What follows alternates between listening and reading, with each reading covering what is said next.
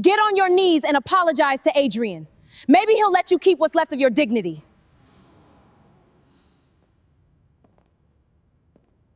Get on your knees and apologize to Adrian. My wife said it in our living room, one hand resting on her lover's shoulder while 12 dinner guests watched me stand beside the photograph of my dead father. Vanessa spoke as if she were correcting a waiter, not ordering her husband to surrender the last piece of dignity she had not already taken. Adrian Cole smiled without showing his teeth. He was the executive vice president of Halcyon Transit Systems, and he believed that made him the most powerful man in any room. What he did not know was that the initials authorizing every executive paycheck at Halcyon belonged to me. By 9 the next morning, he would finally see the full signature. I did not kneel. I picked up the silver picture frame Adrian had knocked from the mantel, wiped a streak of bourbon from my father's face, and set it upright.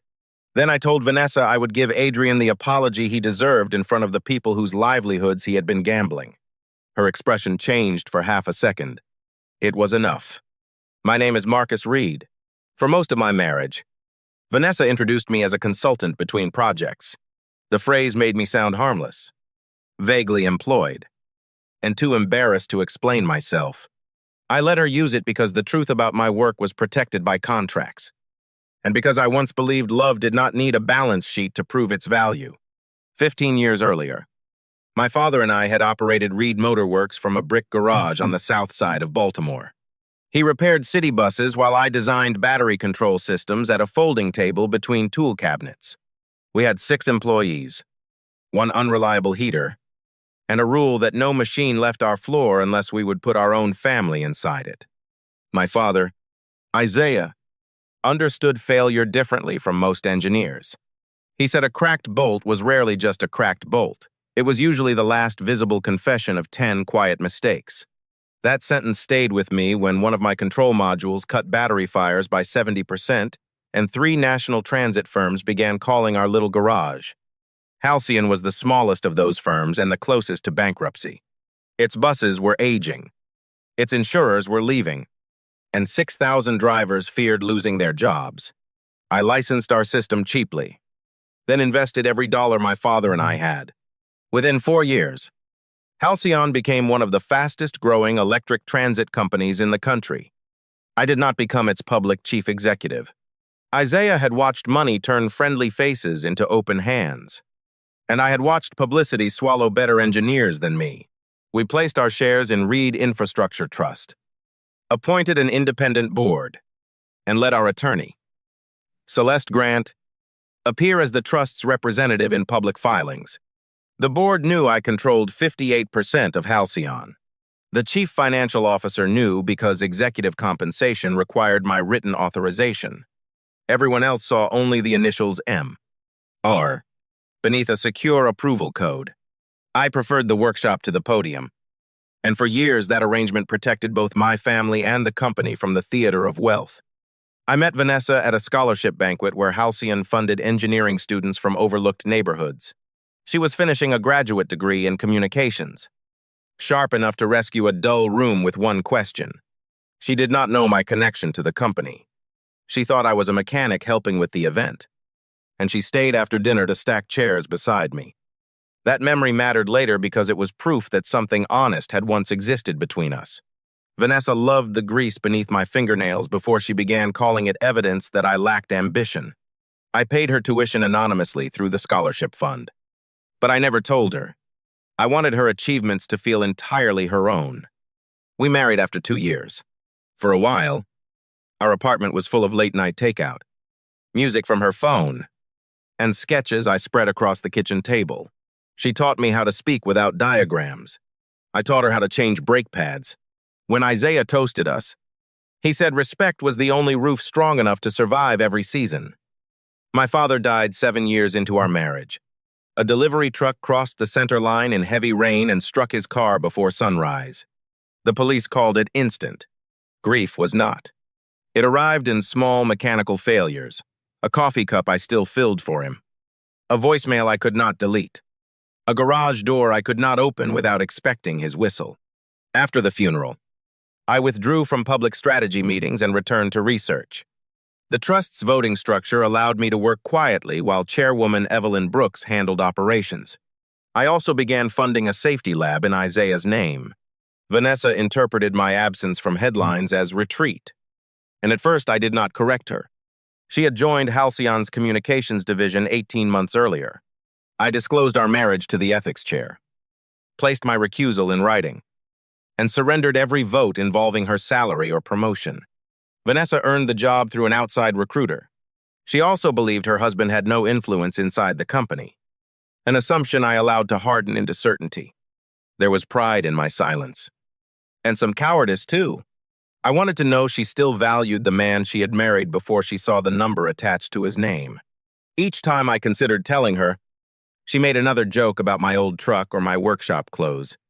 I kept waiting for warmth to return before placing power between us. Instead, Adrian arrived. Halcyon recruited him from a private equity firm to lead a national expansion. He was polished, persuasive, and addicted to the sound of agreement. In his first quarter, he cut maintenance reserves while doubling the budget for launch events. The board praised his speed. I noticed what that speed was stepping over. Vanessa was assigned to Adrian's expansion team. Her days grew longer. Then her nights did too. She began buying dresses she said were necessary for client dinners and leaving her wedding ring beside the sink because it felt tight. When I asked about the change, she told me successful people did not account for every hour to spouses who had stopped moving forward. I could have guessed her password. I never tried. Suspicion is corrosive, and my father taught me not to dismantle a structure before testing its visible load points. I used only records already mine to see, charges on our joint card, 2-seat reservations emailed to our shared account, and a public company photograph where Adrian's hand rested too comfortably at her waist. The photograph came from Halcyon's own media archive. Vanessa had approved it for internal use, then apparently forgotten the mirrored wall behind the group. Everyone faced the camera. In the reflection, she was kissing Adrian near the service corridor. I stared at the image until the pixels blurred, then saved it for the divorce attorney I was not yet ready to call. At the same time, a different problem reached me. A senior mechanic named Luis Mendoza sent an anonymous safety report to the trust. Replacement cooling valves from a new vendor were failing pressure tests. Adrian's office had ordered inspectors to classify the failures as calibration errors so 300 buses could launch before the quarter closed. The vendor, Blue Meridian Components, existed on paper for only 9 months. Its listed office was a mailbox in Delaware. Yet Halcyon had paid it $11 million. I asked Celeste to begin a privileged audit and told Evelyn to keep my involvement confidential. If the report was wrong, I would not destroy careers with suspicion. If it was right, we needed evidence no lawyer could bend. Luis met me after midnight at a bus depot near the harbor. He brought 3 rejected valves, photographs of altered test logs, and an audio recording of his supervisor telling him Adrian wanted green numbers. Not engineering sermons. Luis's hands shook as he passed me the drive. He had 2 children and a mortgage. Telling the truth could cost him everything. I promised him protection under the trust's whistleblower policy. But the promise sounded thin in that cold depot. Policies are only paper until someone powerful accepts the cost of enforcing them. I signed a temporary protection order in my full name and sealed it for the audit committee. Luis did not notice the signature. He was watching the doors. Celeste traced Blue Meridian through vendor due diligence files, state registries, and payment records the contract entitled Halcyon to audit. The final owner was Nolan Pierce, Adrian's college roommate. Blue Meridian paid a condominium lease naming Vanessa as an occupant and a jeweler's invoice bearing her signature. The affair now touched a suspected procurement fraud. Still, Celeste cautioned me against moving early. The digital logs needed independent preservation. The defective valves needed laboratory confirmation. And the board's bylaws required notice before suspending an executive officer. We scheduled an emergency audit meeting for Friday morning. On Thursday, Vanessa announced she was hosting a dinner at our house. She called it an intimate celebration of Adrian's coming promotion to president. I asked whether the board had approved that promotion. Vanessa laughed and said decisions were made by people inside the building, not men hiding in workshops. She told me to wear something presentable and avoid discussing my little repair projects with the guests. I could have refused to attend, but a calendar entry preserved on Adrian's company account showed he planned to approve Blue Meridian's release during dinner. Celeste instructed me to retain only my router's ordinary connection metadata. Halcyon's own server would preserve the document and biometric approval. I agreed to stay, touched no device but mine, and waited. By 7, our living room held senior managers, 2 lobbyists, Vanessa's sister Camille, and Adrian. He arrived carrying a bottle of bourbon that cost more than Luis earned in a week. Vanessa kissed his cheek at the door. When she saw me watching, she did not step away. She smiled as though daring me to give the room a more entertaining subject. Dinner passed in polished cruelty. Vanessa described me as a gifted man who had lost his nerve after his father died. Adrian said every industry contained people who confused caution with character. The guests studied their plates. I listened while his tablet, connected to our network, transmitted the final approval for 200 defective valves. After dessert, Adrian wandered to the mantel and lifted Isaiah's photograph without asking. He joked that my father's garage must have been charming before real investors turned Halcyon into a serious company. I told him to put the frame down. He raised his glass in mock surrender, struck the frame with his cuff, and sent it onto the marble hearth. The glass cracked across my father's face. For one dangerous second, I heard nothing but rain against the windows and the remembered voice of the police officer who had called me years earlier. I stepped between Adrian and the broken frame. I did not touch him. I said he had disrespected my home, my father, and every worker whose warnings he had buried. Adrian's expression hardened when I mentioned the warnings. Vanessa moved quickly, not toward the photograph but toward him. She said I was drunk, although I had touched no alcohol, and accused me of threatening an honored guest. Then she delivered the sentence she must have rehearsed in some private fantasy of choosing him completely. "Kneel," she said. "Apologize to Adrian for embarrassing him, and maybe he will let this go." Camille inhaled sharply. Someone set down a fork. Adrian straightened his jacket and told me Vanessa was offering a kindness I had not earned. He said one call from him could make certain I never worked in transportation again. I looked around the room. Several guests avoided my eyes, but Luis's supervisor, Graham Pike, watched Adrian with the fixed attention of a man realizing a secret might be exposed. Vanessa pointed at the floor. She said if I cared about our marriage, I would prove I could respect the man responsible for her future. That was when I understood the affair had given her more than affection. It had given her an audience for her contempt. She did not simply want me defeated. She wanted witnesses who would carry the story into Halcyon on Monday. The unemployed husband had finally been taught his place by the executive who mattered. I bent down, but only to gather the pieces of glass around my father's photograph. A sharp edge opened my thumb. Blood spotted the white cuff Vanessa had chosen for me. I wrapped the frame in a linen napkin, stood, and said, "Tomorrow morning, Adrian will receive my apology with the rest of the board." Adrian laughed. He asked whether I planned to repair the board's buses until they promoted me. I told him I planned to explain exactly who had been paying him to endanger people. The laughter stopped. Vanessa's face tightened, but Graham dropped his gaze toward Adrian's tablet, where the remote portal still glowed. I asked everyone to leave. Vanessa said it was her house too and ordered the guests to stay. Celeste had already advised me that forcing anyone out could complicate the separation.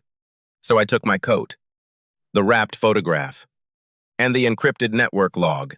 I left the home whose mortgage the trust had quietly paid off 6 years earlier. Outside, rain hissed against the truck's warm hood. My cut thumb pulsed inside a shop rag that smelled faintly of oil in my father's garage. Through the window, Vanessa poured Adrian another drink without glancing toward the driveway.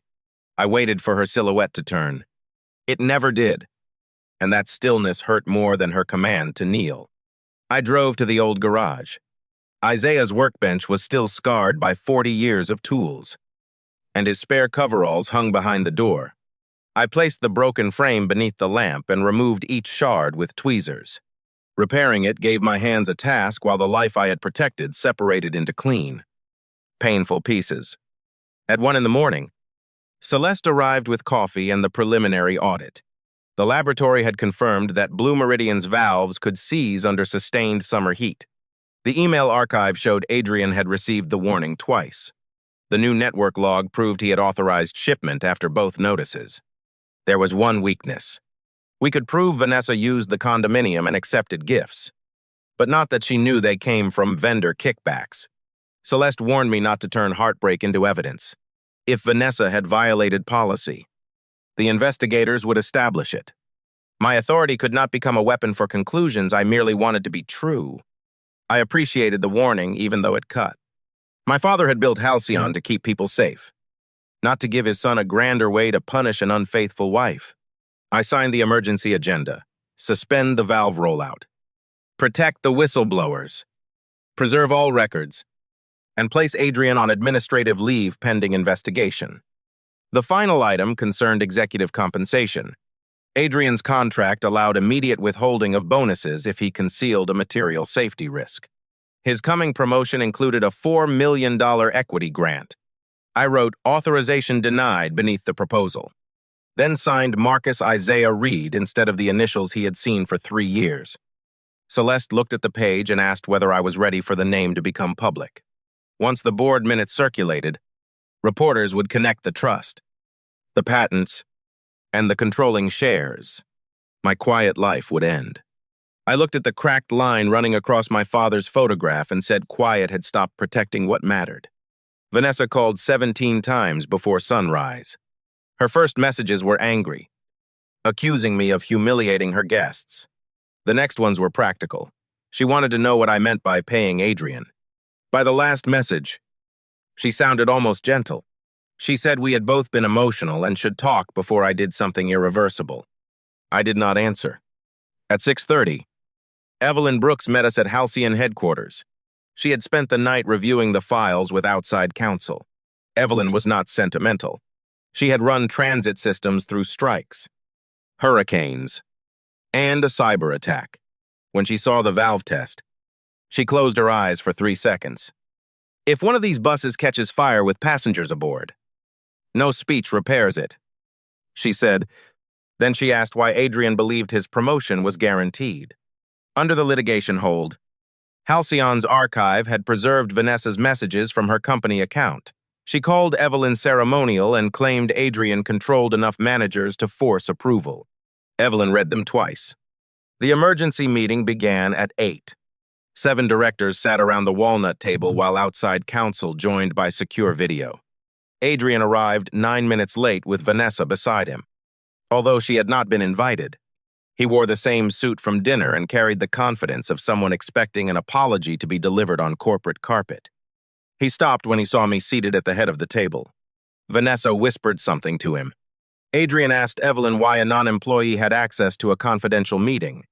Evelyn replied that I was not an employee and that the distinction was one he should have understood before authorizing $11 million in vendor payments. Vanessa stepped forward and called the meeting an obvious retaliation arising from a marital dispute. She said I had threatened Adrian in our home and was using stolen information from his tablet. I placed the router log on the table and explained that it recorded traffic. Not content. From a network registered solely in my name. The approval itself came from Halcyon's server. Outside counsel confirmed the chain of custody. Adrian's expression changed from outrage to calculation. He claimed the valve warnings had never reached him and said Graham Pike controlled technical review. Evelyn played the recorded instruction Luis had preserved. Adrian listened to his own phrase about green numbers and engineering sermons fill the room. He blamed the recording on artificial intelligence. Celeste produced the email receipts, his biometric portal confirmation, and the final release sent from my house at 9:14 the previous night. Each fact closed another exit. Vanessa looked at him as if she were meeting the man beneath the tailoring for the first time. Then Adrian turned on Vanessa. He alleged that she had chosen Blue Meridian, managed its public narrative, and assured him the board would never inspect the ownership. Vanessa denied each claim and demanded proof. Their partnership, so powerful beneath my roof, collapsed into competing statements the moment neither could use me as the smallest person in the room. Evelyn raised one hand and restored silence. She said the audit would determine individual responsibility. Until then, Adrian was suspended, his access revoked, and every Blue Meridian vehicle placed on safety hold. She asked security to wait outside, then nodded to Celeste for the ownership resolution. Celeste distributed a single-page document. At the top was Reed Infrastructure Trust. Beneath it appeared the 58% voting interest and the clause requiring my approval for executive appointments and compensation. At the bottom was the signature I had written hours earlier, Marcus Isaiah Reed, controlling trustee. Adrian stared at it. I watched him recognize the M.R. approval mark printed on every annual compensation notice he had received. 3 years of bonuses, housing allowances, and retention payments had all passed through the authority of the man he had ordered to kneel. The color drained slowly from his face. He asked if it was some kind of trick. Evelyn told him my battery patents had rescued Halcyon. My capital had financed its recovery, and my trust had controlled the company before he joined it. She added that I had repeatedly declined publicity, which was why executives who confused visibility with ownership tended to misread the structure. Vanessa lowered herself into the chair beside him. Her wedding ring tapped once against the walnut table as she looked from my signature to my face. For a breath, I hoped she would ask whether the passengers were safe or why I had hidden the truth. Instead, she whispered, "How much are the shares worth?" The last fragile grief for our marriage went quiet. I told her the value was irrelevant to the evidence. She said nothing between husband and wife could be irrelevant, and accused me of testing her. I wanted to say I had waited for one unpriced act of kindness. Instead, I told her the company would treat her fairly and the divorce would do the same, with counsel recording every decision. Adrian attempted a different approach. He apologized for the misunderstanding at dinner and said Vanessa had misrepresented my circumstances. He claimed he would never knowingly disrespect Halcyon's owner. I told him that was precisely the problem.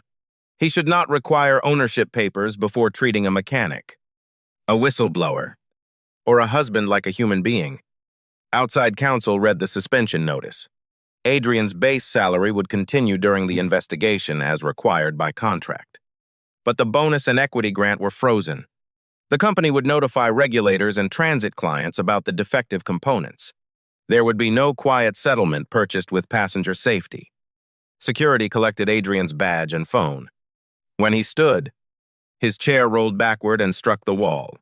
For a moment, he looked toward the carpet between us, the same way Vanessa had pointed at the floor the night before. I did not ask him to kneel. Accountability did not need the posture of humiliation.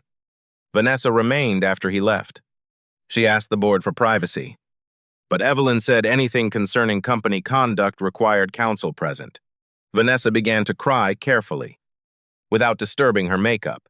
She said Adrian had manipulated her, that the affair began during a vulnerable period, and that she had believed his vendor claims were legitimate. Celeste asked whether Vanessa had accepted access to the condominium. She admitted she had. Jewelry? Yes. Did she know Nolan Pierce? She paused too long, then said they had met once. Celeste slid forward a photograph from a private Blue Meridian dinner where Vanessa sat between Nolan and Adrian beneath a banner displaying the vendor's logo.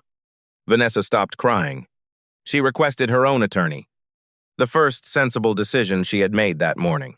Evelyn placed her on paid leave, preserved her accounts, and instructed her not to contact potential witnesses. The process was measured, almost quiet. That quiet felt more final than any shouting could have. Before she left, Vanessa turned and asked whether I had ever loved her. The room smelled of cold coffee and rain from her coat, and for 1 second I saw the young woman stacking chairs beside me after a banquet. I said I had loved her because she believed no one important was watching. My voice broke when I admitted I no longer knew when that woman disappeared. Her mouth trembled, but she recovered. She said I had disappeared first behind grief, contracts, and secrets. The accusation landed because part of it was true. I had withheld a fact that shaped nearly every assumption in our home. Her affair and cruelty remained her choices. But my silence had denied us the honest conversation that might have exposed the fracture sooner. I told her she was right about my secrecy. I would answer for it in therapy and in court. But it did not erase the choices documented in front of us. An explanation could add context without becoming an excuse. Vanessa looked toward the door Adrian had used, perhaps expecting him to return. He never did. The meeting continued for 4 hours. We halted the rollout, dispatched replacement parts from an approved supplier, and called every affected transit authority before reporters could. The cost was enormous, but no bus carrying a Blue Meridian valve entered passenger service. Luis's warning had reached us just in time. At Nuon, I went to the depot to tell him personally. He expected discipline for recording his supervisor. Instead, Evelyn joined me and handed him written protection, back pay for the shifts Graham had removed, and a temporary role with the independent safety team. Luis read the letter twice, then asked whether his crew would be protected too. That question told me more about leadership than anything Adrian had said in 3 years. Luis had risked his job, yet his first concern after becoming safe was the people beside him. We extended protection to every employee who had reported altered tests. Graham accepted leave and later cooperated with investigators. News of the suspension broke that afternoon. Reporters gathered outside headquarters, hungry for the secret owner, the defective valves, and the executive scandal. I issued a written statement about passenger safety and refused to discuss my marriage. Vanessa had humiliated me publicly, but I would not use corporate microphones to return the favor. The distinction did not save her reputation. The independent investigation found that Vanessa had drafted talking points labeling valve failures as activist misinformation. She had also forwarded confidential audit rumors to Adrian and received gifts exceeding the company's disclosure limit. Halcyon terminated her for documented policy violations, not adultery. Adrian's case was worse. Forensic accountants traced $900,000 from Blue Meridian to accounts he controlled. Regulators opened fraud and public safety investigations. Halcyon recovered part of the money through asset freezes, while prosecutors determined what charges the evidence supported. I did not attend his interviews. She also left Isaiah's broken frame on the mantel. I had replaced the glass but kept the original silver edge, including a dent from the fall. The crack was gone, yet a faint line remained across the backing. I realized repair did not mean pretending damage had never happened. It meant deciding what could still hold.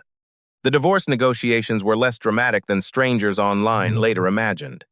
Our prenuptial agreement kept trust assets separate, but Vanessa received her share of our marital accounts and equity in the house. I did not challenge what the law considered hers. Justice loses its shape when it becomes an appetite. During mediation, Vanessa asked to speak with me alone. The mediator refused. So we sat with both attorneys present. She said she had spent years believing I had chosen grief over her, then found in Adrian a man who made ambition feel like love. She admitted that contempt had become easier than asking why I was gone. I told her I had been gone even while sitting across from her. I had used privacy as a shield against the risk of being known.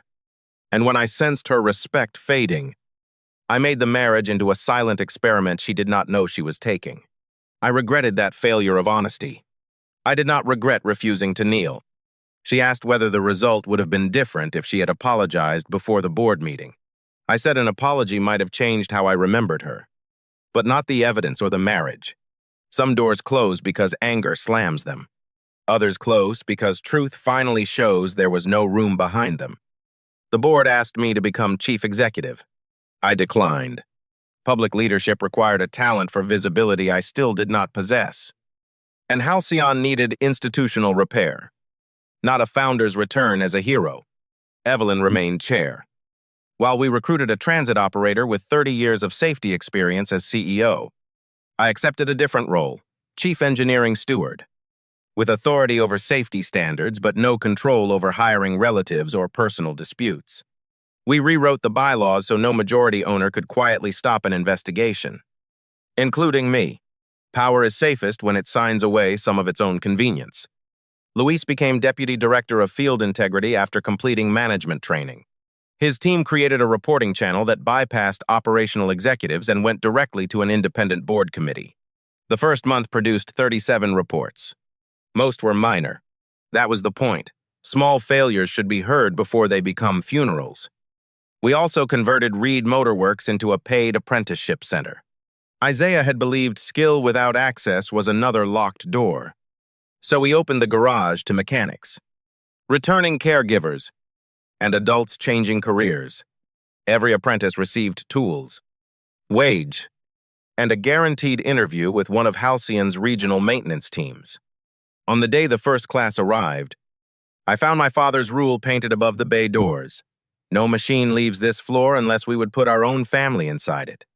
I had not ordered the sign. Luis had. The letters were slightly uneven, brushed in deep blue across old brick, exactly the way Isaiah would have liked them. 6 months after the board meeting, prosecutors announced charges against Adrian and Nolan. The court process would take time, and I learned not to confuse an indictment with a conclusion. Halcyon cooperated, compensated affected clients, and published the independent audit. Transparency cost us contracts. Concealment would have cost us the right to exist. Vanessa was not criminally charged. Investigators found insufficient evidence that she knew the valves were defective or shared in the kickbacks. She settled a civil claim over gifts and confidentiality breaches. Some people called that too little. I accepted it because punishment should follow proof, not the temperature of an audience. She wrote once after the divorce became final. Her letter contained no request for money and no attempt to blame Adrian. She apologized for the photograph, the dinner, the affair, and the years of making my quiet work sound small. She said ordering me to kneel was the moment she finally heard what contempt had made of her voice. I believed that part. Belief did not require reunion. I wrote back 3 sentences. I received your apology. I hope you build an honest life. Please do not contact me again. Then I placed her letter in the same drawer as our last wedding photograph, closed it without anger, and returned to the apprenticeship center. People later asked whether I enjoyed watching Adrian discover who signed his paychecks. They wanted the answer to be yes, because revenge makes a clean ending. The truth was less cinematic. I felt relief that the buses were stopped, grief that my marriage had become evidence, and gratitude that Luis had spoken before someone died. The most satisfying moment was not Adrian losing his badge. It came on a Tuesday when an apprentice named Kiara detected a hairline fracture in a battery bracket everyone else had passed. She raised her hand even though the room was full of senior technicians. No one laughed. The line shut down until she was proven right. Afterward, Kiara apologized for delaying production. Luis told her never to apologize for protecting people. I watched her shoulders lift as the lesson settled. In another company, under another executive, she might have learned that silence preserved a paycheck. At Halcyon, we were trying to make courage part of the job description.